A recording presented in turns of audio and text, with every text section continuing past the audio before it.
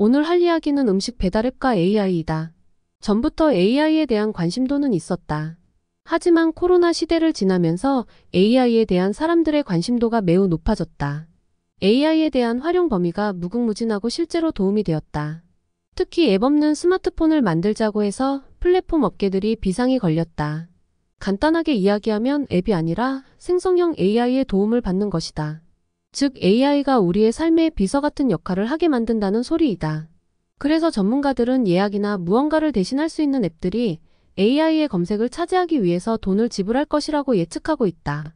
내가 어느 날 기점으로 가격이 저렴한 비행기 표를 예매해 줘 했을 때 가장 먼저 선점하기 위해서, 가장 먼저 검색이 되도록 하기 위해서 치열할 것이라고 예상하고 있다.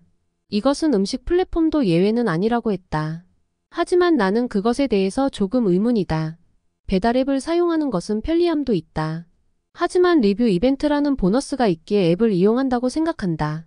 그냥 돈 걱정이나 그런 것을 생각하지 않는 사람들은 앱을 걸치지 않고 앱 없는 스마트폰을 사용할 수 있다. 하지만 일반 사람들은 사용할지에 대해서는 의문이기는 하다. 지금 시장은 배달앱 한계 때문에 우리나라 자영업이 들쑥날쑥한 상황이다. 앱 없는 스마트폰이 나와서 잘 되어도 또 다른 강자가 생기는 것이다.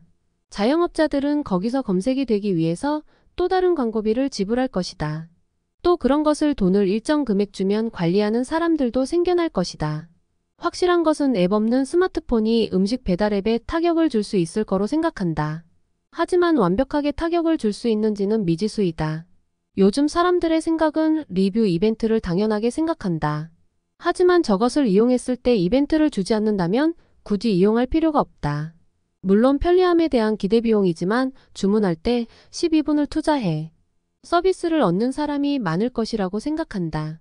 앞으로는 영화에서 나오는 것처럼 근처에 맛있는 짜장면집 시켜줘 하면 음식이 배달되는 것을 경험하게 될 것이다. 이런 미래의 기업들이 어떻게 행동하는지 보는 것이 재미있을 것 같다. 그리고 시장이 사라지면 또 다른 시장이 열리는 것이 매우 기대가 된다. 또 다른 시장이 열리는 것이 매우 기대가 된다.